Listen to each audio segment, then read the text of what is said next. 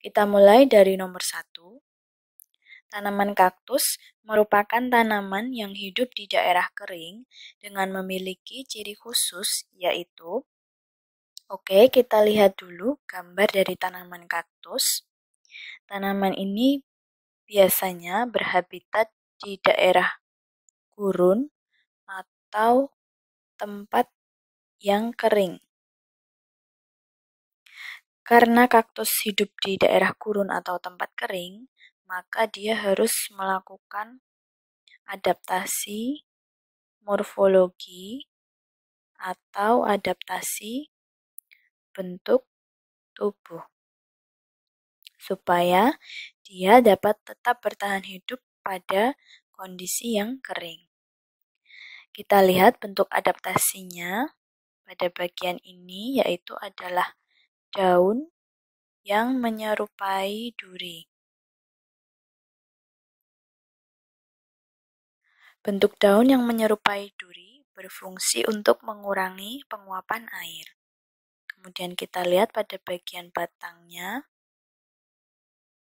Batangnya menggembung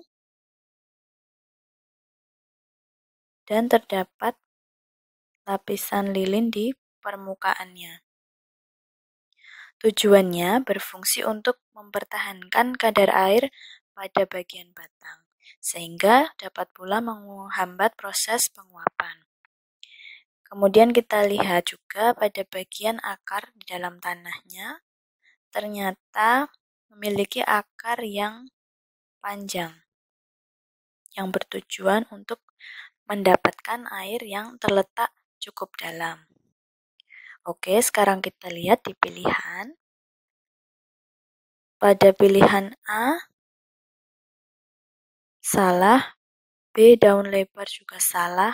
Akarnya lebat, salah, seharusnya panjang. Jadi jawaban yang tepat untuk pertanyaan ini adalah D, batang berlapis lilin. Kita lanjutkan ke soal nomor 2. Elang memiliki kaki kuat dan kuku tajam yang berfungsi untuk adik-adik.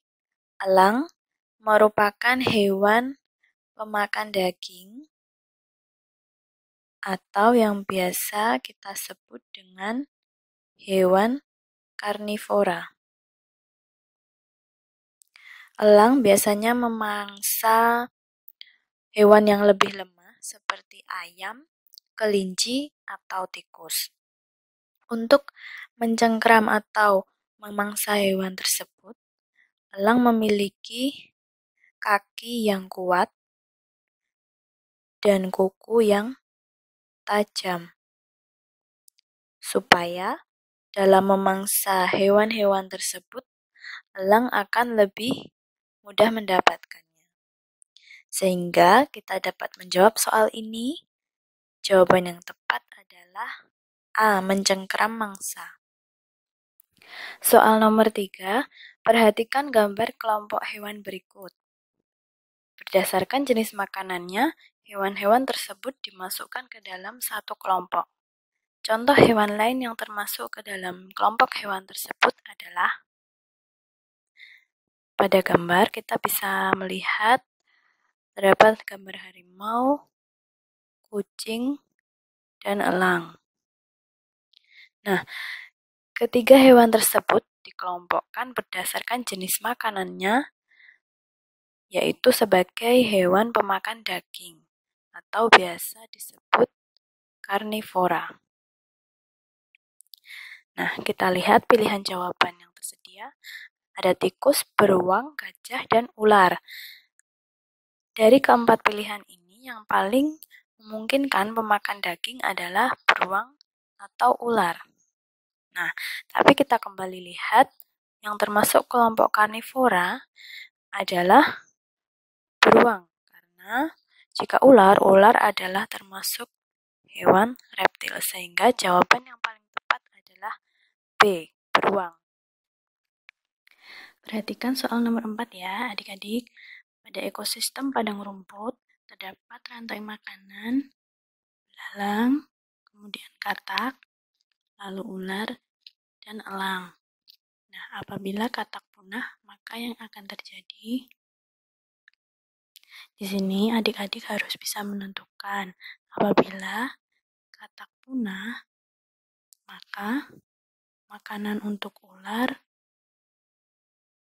akan menurun. Sehingga populasi ular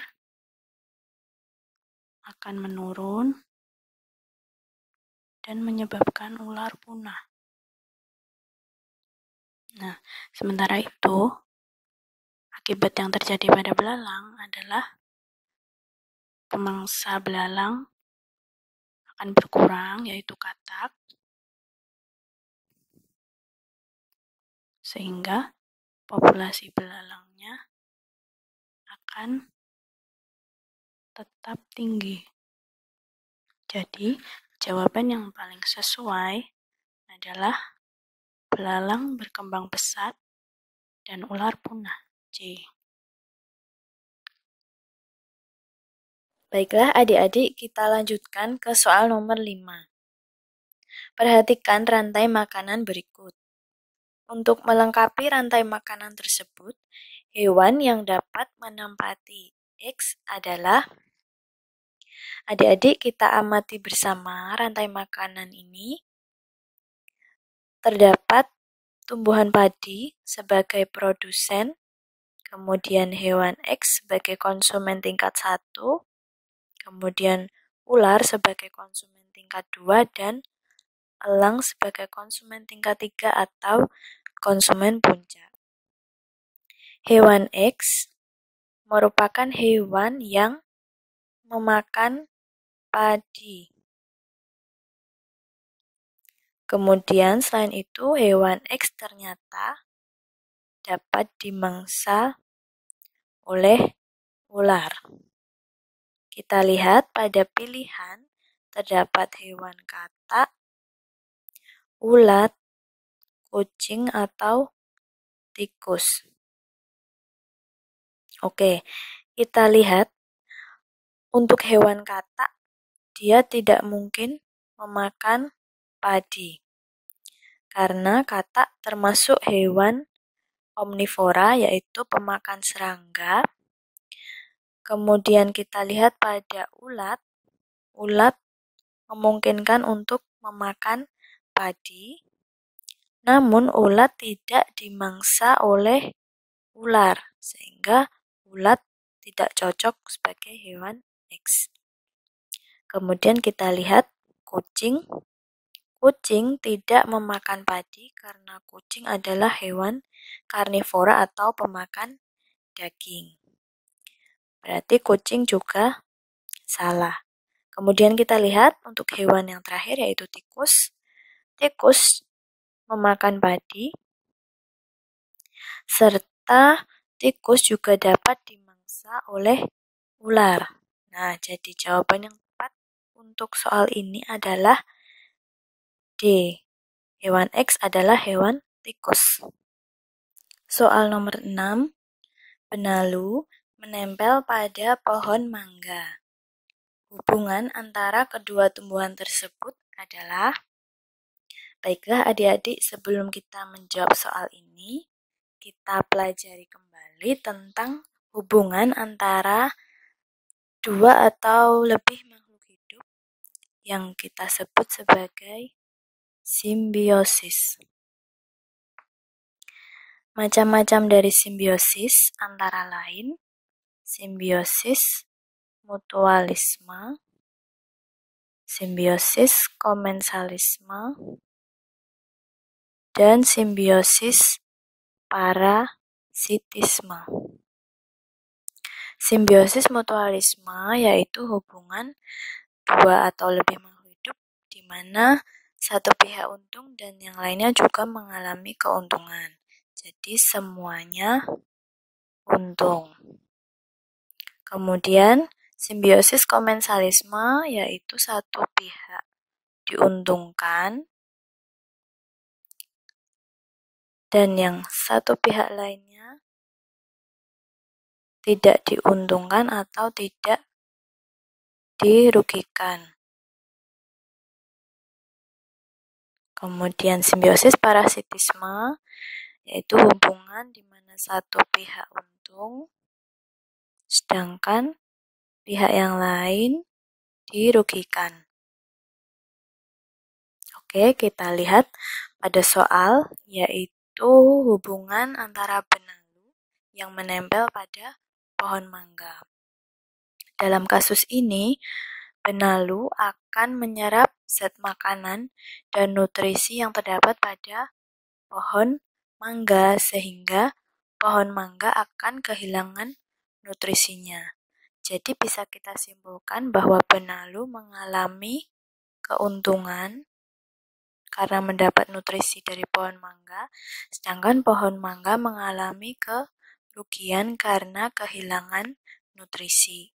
Jadi simbiosis yang tepat pada hubungan antara benalu dengan pohon mangga adalah simbiosis parasitisme. Kita lihat ada pilihan A salah, B juga salah. Untuk pilihan C benar ya, sedangkan pilihan D juga salah. Jadi jawaban yang tepat adalah C. Benalu menyerap zat makanan dari pohon mangga. Soal nomor 7, perhatikan gambar tanaman berikut. Tanaman tersebut berkembang biak dengan adik-adik. Tanaman yang terdapat pada gambar adalah tanaman bambu. Tanaman bambu ini memiliki ciri-ciri akarnya serabut, kemudian memiliki daun bertulang sejajar. Sehingga tanaman bambu termasuk ke dalam tumbuhan monokotil. Tumbuhan bambu ini berkembang biak dengan menggunakan tunas yang sering kita lihat di sekitar pohon-pohon bambu terdapat tunas-tunas. Sehingga jawaban yang tepat untuk soal ini adalah C. Kita bahas soal nomor 8. Perhatikan tabel berikut. Terdapat 4 hewan beserta cara perkembangbiakannya. Pertanyaannya, pasangan yang tepat antara jenis hewan dan cara perkembangbiakannya ditunjukkan nomor. Kita lihat adik-adik pada hewan hidra berkembang biak dengan cara pertunasan. Nah, seperti pada gambar, dia akan menghasilkan tunas. Kemudian pada planaria berkembang biak dengan cara pemisahan diri atau biasa disebut fragmentasi. Nah, kita lihat ternyata bukan bertelur ya, jadi nomor 2 salah. Kemudian pada kadal berkembang biak dengan cara bertelur melahirkan, benar. Kemudian pada ular berkembang biak dengan cara seharusnya bertelur. Oke, sehingga pasangan yang tepat antara hewan dan cara perkembangbiakannya ditunjukkan oleh nomor 1 dan 3 B. Soal nomor 9. Tumbuhan jagung menggulungkan daunnya pada saat kemarau bertujuan untuk adik-adik. Tumbuhan jagung pada saat kemarau yang menggulungkan daunnya termasuk ke dalam adaptasi tingkah laku. Adaptasi ini dilakukan supaya tanaman jagung dapat menghindari atau memperlambat penguapan air.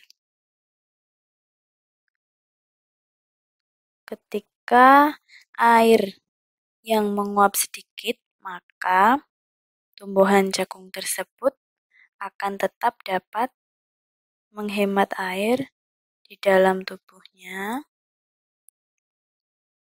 sehingga tumbuhan jagung dapat melewati musim kemarau. Oke, kita lihat pada pilihan. Yang paling tepat adalah C, memperlambat penguapan.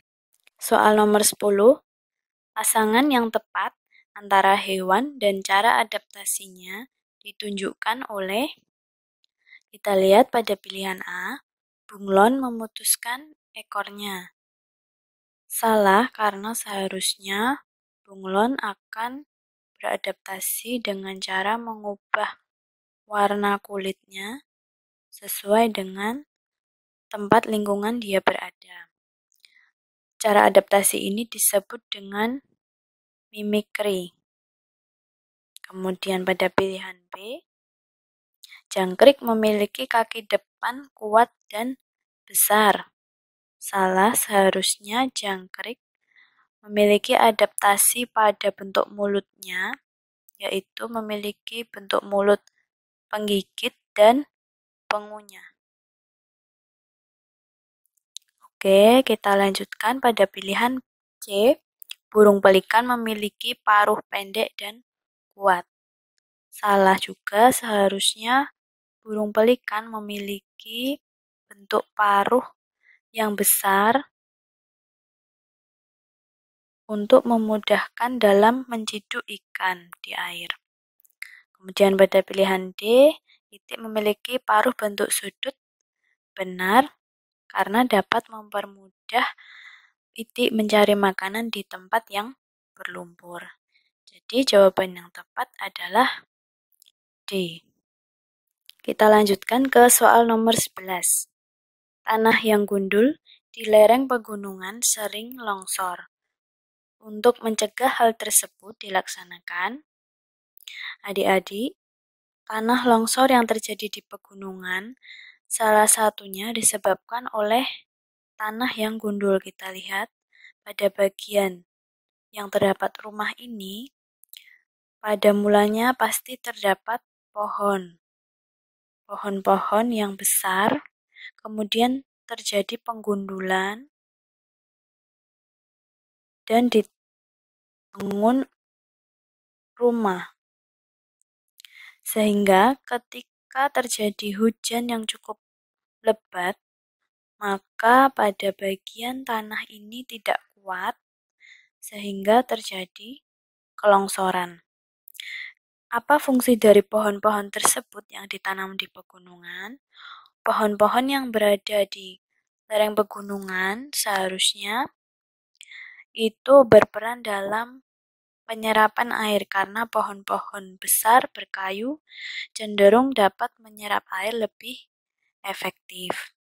Nah, sehingga untuk mencegah hal terjadinya tanah longsor, maka di lereng pegunungan perlu dilakukan penanaman pohon berkayu. Jadi jawaban yang tepat untuk pertanyaan ini adalah A. Perhatikan soal nomor 12. Penggunaan pestisida yang berlebihan oleh para petani dapat mengakibatkan, adik-adik tentu sudah sering mendengar bahwa pestisida digunakan untuk membunuh hama. Akan tetapi, jika penggunaannya berlebihan, maka pestisida tersebut justru akan merugikan baik lingkungan maupun kesehatan. Dampak untuk lingkungan misalnya, tanah akan menampung sisa residu dari pestisida sehingga tidak baik juga untuk kesehatan apabila sisa residu tersebut terbawa oleh angin yang akan dihirup oleh manusia. Kemudian, dampak bagi hama tersebut justru ketika penggunaan pestisida berlebihan akan menyebabkan hama menjadi kebal atau resisten. Sehingga jawaban yang paling tepat adalah B, hama menjadi kebal. Perhatikan soal nomor 13. Hutan-hutan yang telah gundul akan mengalami erosi ketika hujan turun dan dapat menimbulkan bahaya banjir. Untuk mengatasi masalah tersebut, upaya yang dapat dilakukan adalah, pada mulanya, hutan yang rimbun adalah hutan yang ditumbuhi oleh banyak pepohonan. Akan tetapi ketika terjadi kebakaran hutan atau penggundulan secara liar akan menyebabkan hutan-hutan tersebut menjadi gundul. Ketika terjadi hujan yang lebat, hutan tersebut akan mengalami erosi dan banjir. Erosi adalah pengikisan tanah oleh air.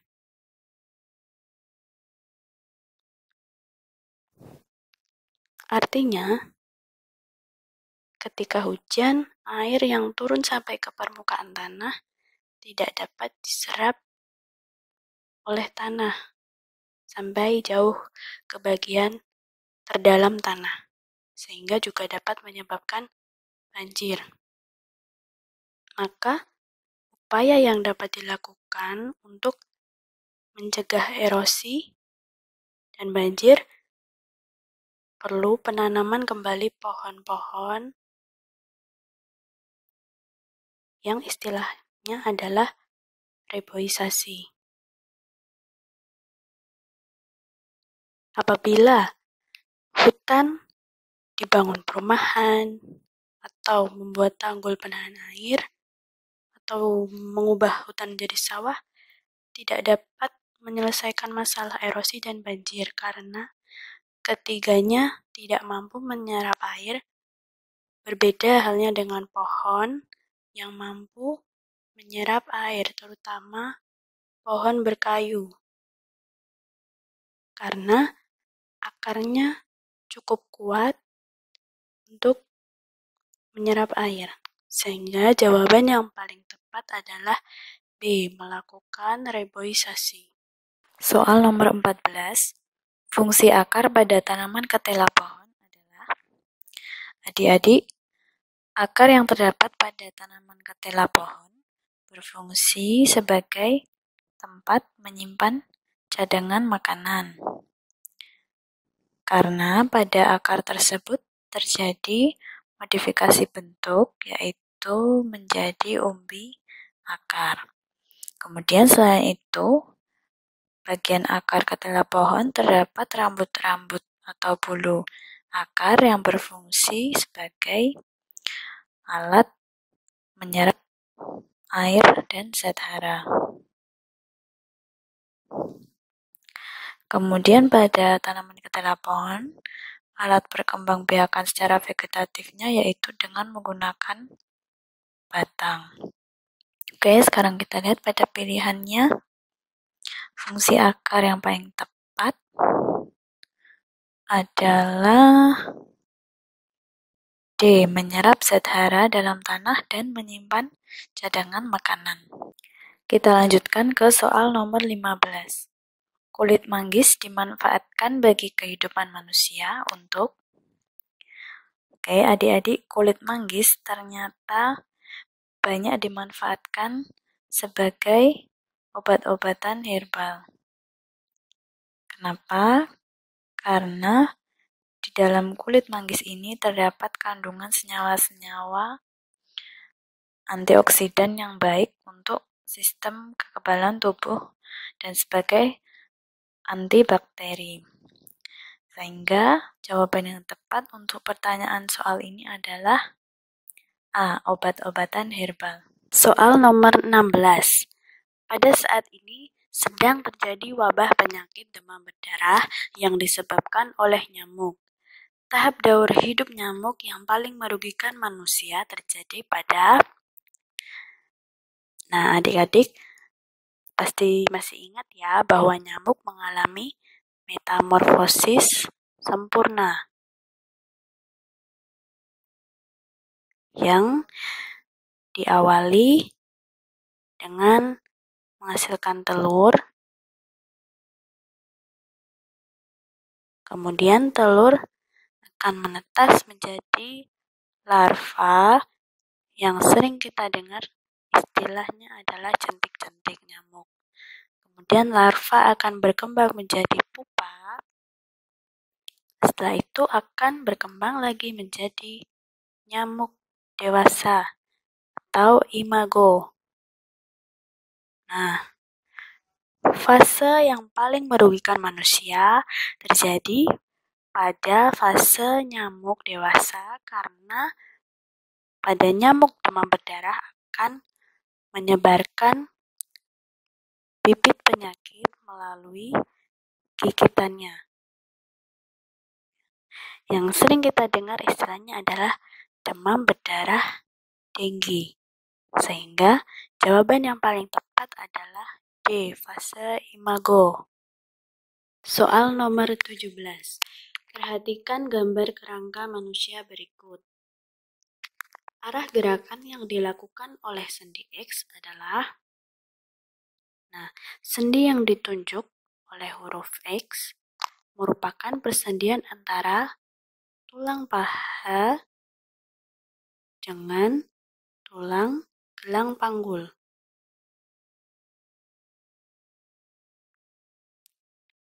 Kedua tulang ini akan berhubungan menghasilkan sendi peluru. Sendi peluru memungkinkan pergerakan ke segala arah, sehingga jawaban yang paling tepat adalah D. Baiklah adik-adik, kita bahas soal nomor 18. Perhatikan gambar indera pendengaran berikut. Fungsi bagian yang bertanda K adalah, sebelum kita menjawab soal ini, kita pelajari terlebih dahulu bagian-bagian telinga dan fungsinya, serta bagaimana cara mendengar itu bisa terjadi. Kita mulai dari gelombang atau getaran suara yang ada di lingkungan luar akan dikumpulkan oleh daun telinga. Kemudian, gelombang suara tersebut akan diteruskan melewati lubang telinga. Akan sampai kemudian pada gendang telinga yang berfungsi menerima getaran suara. Bagian daun telinga, lubang telinga, dan gendang telinga termasuk ke dalam telinga bagian luar. Kemudian kita akan masuk ke telinga bagian tengah, yaitu terdapat 3 tulang pendengaran. 3 tulang pendengaran tersebut adalah martil, landasan, dan sanggurdi. Selain itu, pada telinga tengah juga terdapat saluran Eustachius yang berfungsi menghubungkan telinga tengah dengan rongga mulut. Nah, kita berpindah ke telinga bagian dalam, yaitu terdapat 3 saluran setengah lingkaran dan juga terdapat rumah siput atau koklea. Nah, ketika proses mendengar atau getaran suara sudah sampai ke dua bagian ini, maka cairan yang terdapat di bagian tersebut akan bergetar sehingga akan menggetarkan pula syaraf yang akan diteruskan ke otak sehingga akan dikirim pesan suara yang kita dengar. Nah, kemudian kita jawab pertanyaannya, fungsi bagian yang bertanda K adalah bagian yang bertanda K tadi adalah gendang suara yang berfungsi menerima getaran suara, sehingga jawaban yang paling benar adalah A. Oke adik-adik, kita lanjutkan ke soal nomor 19. Penyakit pada usus yang disebabkan oleh bakteri adalah, penyakit pada usus antara lain tifus, kemudian kita sering mendengar sembelit, selain itu juga ada wasir, dan diare. Yang paling sering kita dengar biasanya adalah diare ya. Diare itu disebabkan oleh kurangnya menjaga kebersihan lingkungan.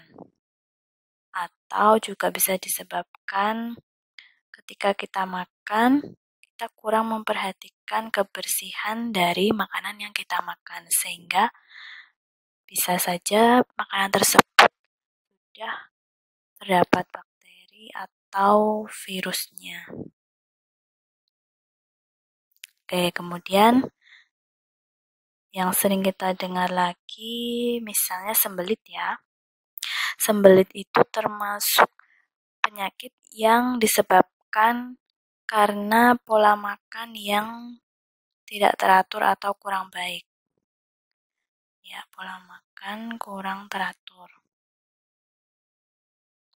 Sehingga menyebabkan feses menjadi keras. Karena feses menjadi keras, maka buang air besar akan susah. Hal itu juga disebabkan karena kurang asupan serat atau sayur dan buah. Kemudian kita beralih ke penyakit tifus. Penyakit tifus disebabkan oleh bakteri Salmonella typhi. Ya, yang menyerang darah dan usus manusia. Kemudian penyakit wasir disebabkan juga karena pola makan yang kurang baik. Sehingga penyakit usus yang disebabkan oleh bakteri adalah tifus dan diare. Jadi jawaban yang paling tepat adalah C. Kita lanjutkan ke soal nomor 20. Pankreas pada tubuh manusia berfungsi untuk adik-adik. Pankreas dalam tubuh manusia ternyata memiliki fungsi ganda, yaitu berperan dalam proses pencernaan dan pengaturan kadar gula dalam darah. Pada proses pencernaan, pankreas akan menghasilkan 3 enzim, yaitu amilase, kemudian tripsin, dan lipase. Sedangkan pada pengaturan kadar gula dalam darah, pankreas akan menghasilkan hormon insulin yang berperan untuk menurunkan kadar gula dalam darah dan hormon glukagon yang berperan dalam meningkatkan kadar gula dalam darah. Oke, sekarang kita lihat pada pilihan A. Mengatur kadar gula dalam darah, benar ya. Kemudian kita lihat dulu pilihan B, memompa darah ke seluruh tubuh adalah tugas dari jantung. Kemudian pilihan C, mengedarkan oksigen ke seluruh tubuh adalah peran dari darah. Sedangkan menyaring darah adalah peran dari ginjal. Jadi jawaban yang tepat untuk pertanyaan ini adalah A. Baiklah adik-adik, sekarang kita bahas soal nomor 21.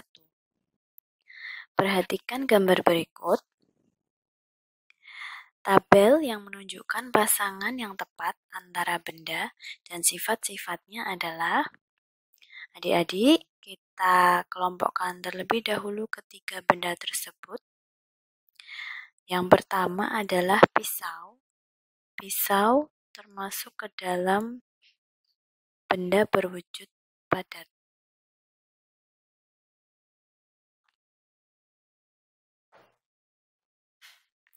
Kemudian minyak merupakan jenis benda berwujud cair. Sedangkan asap adalah benda berwujud gas. Oke, kita kelompokkan berdasarkan volume dan bentuknya. Kita mulai dari benda padat, memiliki volume yang selalu tetap dan bentuk juga selalu tetap. Kemudian minyak, volume selalu tetap, namun bentuknya dapat berubah sesuai tempat. Nah, kemudian asap atau benda berwujud gas memiliki volume berubah dan bentuknya juga dapat berubah memenuhi tempatnya. Oke, sekarang kita lihat pada pilihan yang paling tepat pada pilihan D ya. Oke adik-adik, kita bahas soal nomor 22. Faktor-faktor yang menyebabkan perkaratan pada besi adalah, nah, kita ingat-ingat terlebih dahulu, proses perkaratan pada besi sangat dipengaruhi oleh adanya uap air dan oksigen. Nah, apabila besi bersentuhan langsung dengan air ataupun dibiarkan langsung di udara terbuka, maka akan mempercepat proses perkaratan. Selain itu, faktor lain yang juga ikut berpengaruh terhadap perkaratan besi adalah suhu. Besi akan mudah berkarat jika diletakkan di tempat yang suhunya tinggi. Sehingga jawaban yang paling tepat adalah faktor uap air dan oksigen. B. Soal nomor 23, perhatikan gambar berikut. Pertanyaannya, jenis gaya yang berperan dalam kegiatan tersebut adalah, adik-adik, gambar ini menunjukkan kegiatan seseorang yang sedang menimba di sumur. Kita lihat pada bagian tali timba ditarik oleh anak, maka pada pergelangan tangannya ini terjadi gaya otot sehingga talinya dapat tertarik. Ketika tali sudah tertarik, maka pada bagian katrol ini akan terjadi gaya gesek, yaitu gaya antara tali dengan katrol. Sehingga jawaban yang tepat untuk pertanyaan ini adalah A. Gaya otot dan gaya gesek. Oke adik-adik, kita lanjutkan ke soal nomor 24. Kegiatan yang menunjukkan gaya dapat mengubah arah benda adalah, nah, kita ingat-ingat terlebih dahulu bahwa gaya itu ternyata dapat mengubah bentuk benda, kemudian arah benda, dan juga dapat mengubah kecepatan benda. Kita lihat pilihan A sampai D. Pada pilihan A, mengerem untuk memperlambat laju sepeda, maka gaya tersebut akan mengubah kecepatan benda.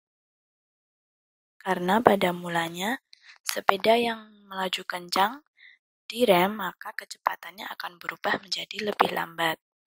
Pada pilihan B, membuat mobil-mobilan dari plastisin, pada kejadian tersebut gaya akan mengubah bentuk benda. Yang pada mulanya plastisin berbentuk misalkan kotak, kemudian akan dibentuk menjadi mobil-mobilan. Kemudian pada pilihan C, memukul bola kasti yang dilemparkan teman. Pada peristiwa ini terjadi gaya yang mengubah arah benda. Sedangkan pada pilihan yang D, memahat batu menjadi patung adalah perubahan bentuk. Seperti pada pilihan B. Jadi jawaban yang paling benar adalah memukul bola kasti yang dilemparkan teman. C. Kita lanjutkan ke soal nomor 25. Perhatikan gambar berikut. Pada kehidupan sehari-hari kita sering menggunakan yang pertama lampu, kedua blender, ketiga kipas angin, yang keempat magicom. Pertanyaannya, alat-alat listrik yang mempunyai perubahan energi yang sama saat digunakan ditunjukkan oleh gambar nomor. Nah, sebelum kita menjawab pertanyaan tersebut, kita tulis terlebih dahulu perubahan energi yang terjadi pada keempat alat rumah tangga tersebut. Pada mulanya, blender, lampu, kipas angin, dan magicom sama-sama membutuhkan listrik supaya dapat digunakan dan dapat dinyalakan. Kemudian akan terjadi perubahan. Pada lampu, dari energi listrik akan berubah menjadi energi cahaya. Sedangkan pada blender akan terjadi perubahan energi listrik menjadi energi gerak. Begitu juga pada kipas angin, dari energi listrik akan berubah juga menjadi energi gerak. Sedangkan pada magicom akan terjadi perubahan energi listrik menjadi energi panas. Sehingga alat-alat listrik yang punya perubahan energi yang sama saat digunakan yaitu blender dan kipas angin. Maka jawaban yang tepat adalah C. Nah, adik-adik, kita lanjutkan ke soal nomor 26. Kegiatan yang memanfaatkan energi alternatif ditunjukkan oleh gambar. Nah, pemanfaatan energi alternatif pada umumnya menggunakan pemanfaatan sumber daya yang dapat diperbaharui. Sumber daya yang dapat diperbaharui umumnya melimpah ketersediaannya selama kehidupan manusia.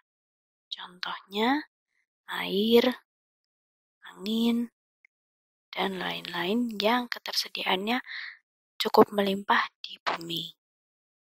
Nah, pada kegiatan di gambar kita bahas satu persatu. Pada gambar A, terdapat pemanfaatan air sebagai pembangkit listrik tenaga air. Sedangkan pada gambar B adalah penggunaan motor yang menggunakan BBM sebagai bahan bakar mesinnya, misalnya dengan bensin. Bensin tidak termasuk ke dalam energi alternatif karena bersumber dari sumber daya yang tidak dapat diperbaharui, karena ketersediaannya dapat habis. Kemudian pada gambar C adalah kegiatan seorang yang sedang mengelas yang memanfaatkan energi listrik, sehingga tidak termasuk dalam pemanfaatan energi alternatif. Dan pada gambar D adalah gambar sebuah roket dengan bahan bakar kimia, dapat berupa padat ataupun cair. Yang keduanya juga bukan merupakan sumber daya alternatif. Sehingga jawaban yang paling tepat adalah PLTA. Kita lanjutkan ke soal nomor 27. Perhatikan gambar berikut. Bola dan lingkaran cincin pada gambar 1 yang terbuat dari besi mempunyai suhu yang sama. Bila bola diambil dan dipanaskan, kemudian diletakkan kembali pada lingkaran cincin, terlihat pada gambar 2, maka peristiwa yang terjadi adalah, sebelum kita menganalisa dari percobaan tersebut, hal yang harus adik-adik ingat adalah pada besi bersifat mudah memuai ketika dipanaskan. Nah,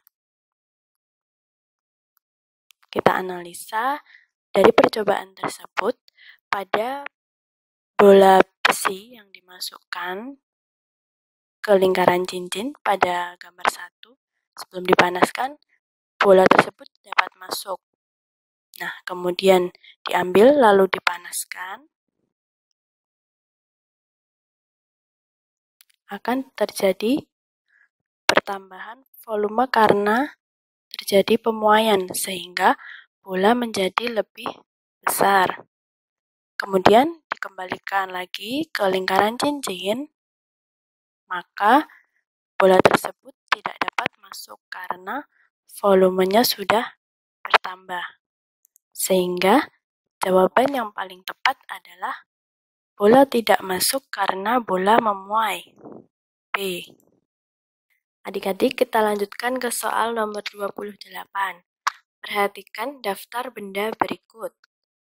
Terdapat tembaga, aluminium, karet, plastik, timah, dan asbes. Benda yang termasuk konduktor panas ditunjukkan oleh nomor. Nah, sebelum kita menjawab, kita ingat-ingat terlebih dahulu. Konduktor itu apa? Konduktor adalah bahan-bahan yang dapat menghantarkan panas dengan baik.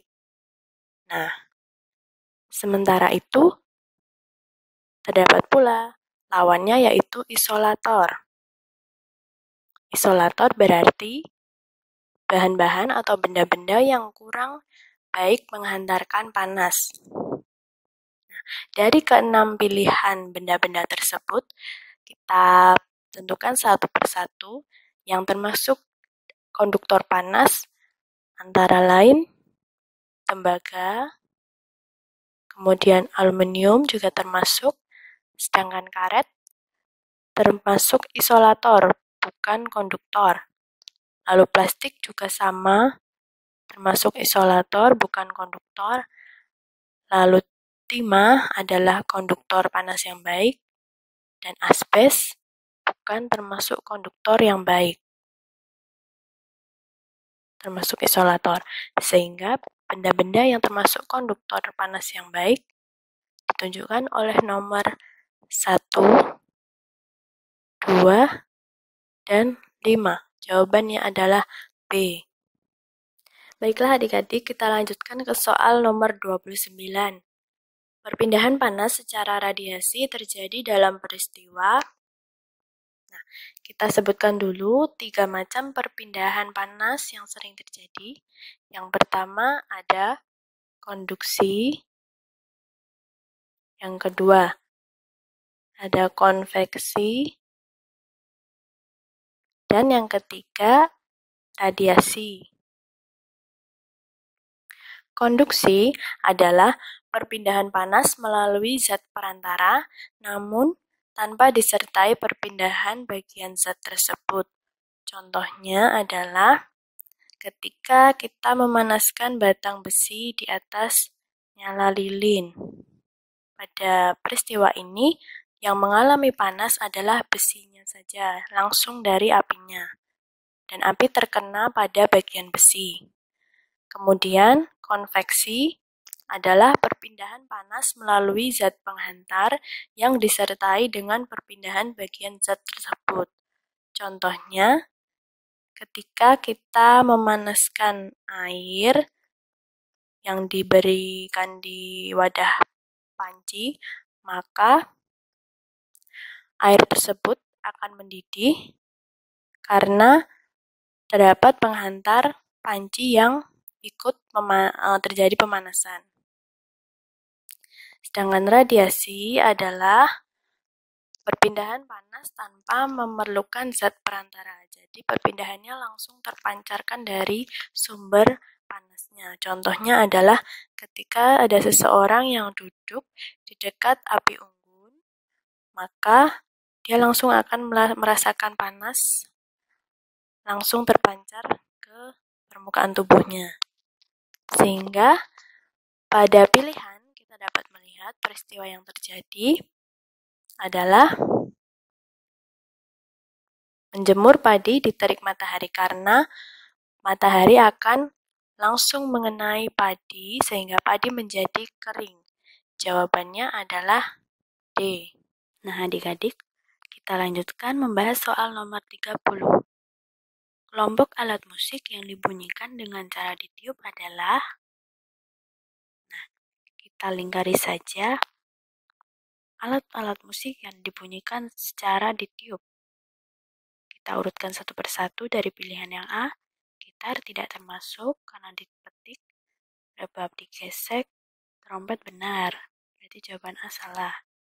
Kemudian jawaban yang B, trompet benar, seruling benar ditiup, dan harmonika juga benar, sehingga jawabannya adalah B.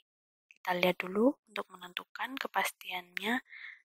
Pada pilihan C, angklung tidak ditiup, dan harpa dipetik, lalu piano dipencet, dan drum dipukul, sehingga jawabannya yang tepat, betul, B.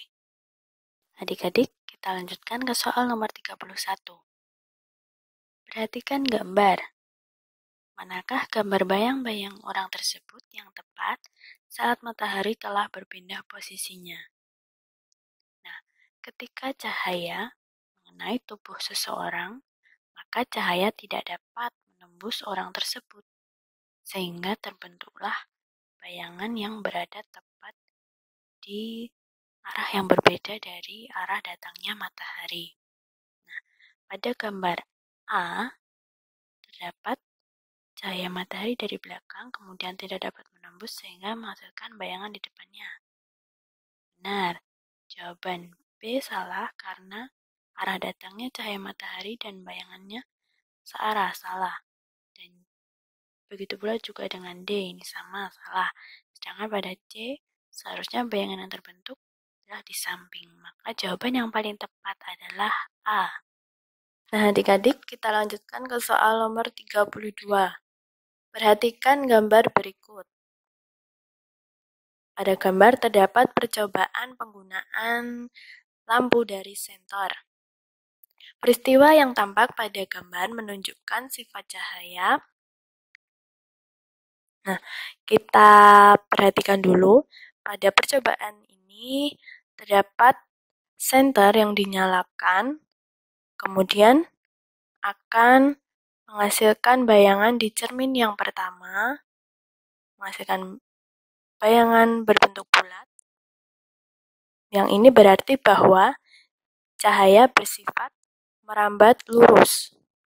Kemudian, dari cermin pertama, cahaya tersebut dipantulkan ke cermin yang kedua dan menghasilkan bayangan yang sama. Sehingga pada peristiwa ini menunjukkan sifat cahaya memantul. Maka pada percobaan ini menunjukkan bahwa sifat cahaya dapat merambat lurus dan memantul. Jawaban yang paling tepat adalah C. Soal nomor 33, perhatikan gambar berikut. Agar lampu L1, L2, dan L4 menyala, sedangkan lampu L3 padam, maka keadaan saklar adalah. Baiklah adik-adik, kita ingat terlebih dahulu rangkaian listrik seri dan rangkaian listrik paralel. Pada gambar yang atas adalah rangkaian listrik seri, yaitu di mana rangkaian tersebut menghubungkan lampu atau saklar secara berurutan. Sedangkan gambar yang di bawahnya yaitu rangkaian paralel, artinya adalah rangkaian tersebut antara lampu saklar dirangkai secara bercabang atau berderet. Nah, pertanyaannya, agar lampu L1, L2, dan L4 menyala sedangkan lampu L3 padam. Nah, kita lihat dulu pada lampu L3 dengan saklar S2 ini adalah rangkaian seri. Sedangkan pada lampu L1, L2, dan L4 adalah rangkaian paralel beserta saklar S1. Nah, pada rangkaian listrik seri, apabila salah satu lampu atau saklar dimatikan, maka lampu yang lain ikut padam. Sedangkan pada rangkaian paralel, apabila lampu yang satu mati, maka lampu yang lain masih dapat hidup, menyala atau menyala. Nah, kita lihat, kita menginginkan lampu L1, L2, dan L4 menyala, sehingga saklar S1 harus ditutup. Nah, sedangkan kita menginginkan lampu L3 padam, maka saklar S2 harus tetap dibuka. Sehingga jawaban yang paling benar adalah saklar S1 ditutup dan saklar S2 dibuka, yaitu D. Soal nomor 34, perhatikan gambar berikut. Cara membuat magnet seperti tampak pada gambar adalah, nah adik-adik harus mengingat bahwa terdapat 3 cara pembuatan magnet, yaitu dengan cara menggosok, elektromagnet, dan induksi. Kita lihat pada gambar. Nomor 1, itu terdapat magnet yang digosokkan pada besi, sehingga nanti besinya diharapkan akan memiliki sifat magnet. Maka nomor 1 dengan cara digosok. Kemudian nomor 2 kita lihat membutuhkan bantuan sumber listrik dari baterai, kemudian dialirkan melalui kabel ini, sehingga pakunya dapat ditempeli oleh paku-paku yang lebih kecil. Nomor 2 ini kita sebut cara elektromagnet. Nah, sehingga nomor 3 pasti adalah cara induksi karena besi ini diinduksi dengan magnet yang didekatkan sehingga nanti besinya akan memiliki sifat kemagnetan. Sehingga jawaban yang paling benar adalah 1 menggosok, 2 elektromagnet, dan 3 induksi. C. Oke adik-adik, kita lanjutkan ke soal nomor 35. Perhatikan gambar berikut. Sumber daya alam seperti tampak pada gambar banyak dimanfaatkan untuk gambar ini adalah gambar tanaman lidah buaya yang sering kita jumpai di pekarangan rumah. Nah, pada bagian ini adalah daun dari lidah buaya. Kalau kalian pernah penasaran ingin membuka daunnya, ternyata pada bagian daunnya terdapat daging yang cukup padat dan berwarna bening. Nah, daging pada daun ini ternyata sudah mulai bisa dimanfaatkan untuk bahan makanan. Saya pernah menjumpai dicampurkan dalam campuran es lidah buaya. Nah, terus kemudian apabila kalian juga perhatikan, itu terdapat lendir di bagian dalam daunnya. Ternyata bagian lendir ini banyak dimanfaatkan di industri kecantikan atau di industri kosmetik sebagai bahan utama pembuatan sampo karena kandungannya yang baik untuk perawatan rambut dan kesehatan rambut. Sehingga jawaban yang paling tepat adalah C, bahan baku pembuatan sampo. Baiklah adik-adik, kita lanjutkan ke soal nomor 36. Dampak dari penambangan pasir sungai yang tidak terkendali terhadap pelestarian lingkungan adalah, nah, penambangan pasir di bantaran sungai yang dilakukan terus-menerus akan menyebabkan tebing sungai, misalkan ini tebing sungai lalu ini aliran sungainya, kemudian tebing sungai akan mengalami kelongsoran. Hal ini terjadi karena daerah di pinggir sungai akan terkikis oleh kegiatan penambangan pasir tersebut. Sehingga jawaban yang paling tepat adalah tebing sungai mudah longsor. B. Soal nomor 37, perhatikan gambar berikut. Tahap daur air yang ditunjukkan oleh nomor 1 adalah, nah, pada gambar ini menunjukkan tahap daur air atau siklus air pada kehidupan manusia. Kita mulai dari air yang berada di laut. Pada bagian ini terjadi peristiwa evaporasi atau penguapan air yang ada di permukaan bumi akibat terpapar sinar matahari.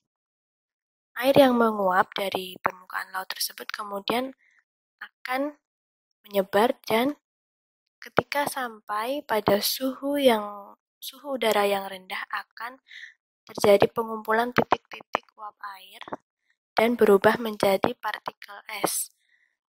Peristiwa ini disebut sebagai kondensasi. Nah, kemudian setelah itu akan terjadi presipitasi Presipitasi adalah jatuhnya air dari awan yang berasal dari uap air yang terkondensasi yang terpengaruh oleh perubahan suhu atau akan menghasilkan hujan. Nah, setelah itu terjadi proses limpasan. Air akan mengalir dari tempat yang lebih tinggi ke tempat yang lebih rendah. Kemudian akan kembali lagi sampai ke laut. Nah, sehingga pada nomor 1, proses atau peristiwa yang terjadi adalah evaporasi atau penguapan. Maka jawaban yang paling tepat adalah B. Baiklah adik-adik, kita lanjutkan ke soal nomor 38. Perhatikan gambar berikut. Jika bulan berada pada posisi nomor 2 dan 4, gerhana yang terjadi adalah... Nah, gambar tersebut menunjukkan terjadinya gerhana bulan, yaitu posisi matahari, bumi, dan bulan berada pada satu garis lurus. Nah, ketika bulan berada pada posisi nomor 2 dan nomor 4, yaitu separuh bagian bulan berada di bagian umbra bumi, maka gerhana bulan yang terjadi adalah gerhana bulan sebagian, sehingga jawaban yang paling benar adalah D. Baiklah, kita bahas soal nomor 39. Perhatikan ciri-ciri planet berikut. 1. Planet terbesar kedua. 2. Memiliki satelit Titan. Planet yang memiliki ciri-ciri tersebut adalah, nah, kita lihat di pilihan, terdapat Jupiter, Saturnus, Uranus, dan Neptunus. Adik-adik pasti sudah sangat mengingat bahwa Jupiter adalah planet terbesar pertama. Nah, sedangkan planet terbesar kedua adalah Saturnus. Selain itu, planet Saturnus ternyata juga memiliki satelit Titan, sehingga jawaban yang paling benar adalah B, Saturnus. Oke adik-adik, kita sudah sampai nomor 40. Perhatikan gambar berikut. Planet yang ditunjuk dengan nomor 2 dan 6 berturut-turut adalah, perhatikan terlebih dahulu gambar yang berada di paling kiri, yang berwarna merah agak oranye, yaitu adalah matahari. Kemudian, planet yang berada paling dekat dengan matahari, nomor 8 adalah Merkurius. Kemudian, planet di sebelahnya lagi adalah planet Venus, nomor 7. Kemudian, planet di sebelah planet Venus, nomor 6, yang permukaannya berwarna agak kebiruan adalah Bumi. Kemudian planet lagi di sebelah Bumi, nomor 5 adalah planet Mars. Kemudian terdapat planet yang paling besar, nomor 4, yaitu adalah planet Jupiter. Planet nomor 3 yang memiliki ciri khas terdapat cincin yang melingkari planet itu adalah Saturnus. Planet nomor 2 yang berwarna agak biru yaitu adalah Uranus. Dan planet nomor 1 adalah Neptunus. Nah, dari ke-8 planet ini terdapat pengelompokan berdasarkan adanya sabuk asteroid di antara planet Mars dan planet Jupiter, sehingga bagiannya adalah pada planet-planet yang berada di dalam sabuk asteroid termasuk ke dalam planet dalam. Sedangkan planet-planet yang berada di luar sabuk asteroid termasuk ke dalam planet luar. Ini planet dalam dan yang satunya adalah planet luar. Sehingga pertanyaannya, planet dengan nomor 2 dan 6 berturut-turut adalah Uranus dan Bumi. Jawaban yang tepat adalah A.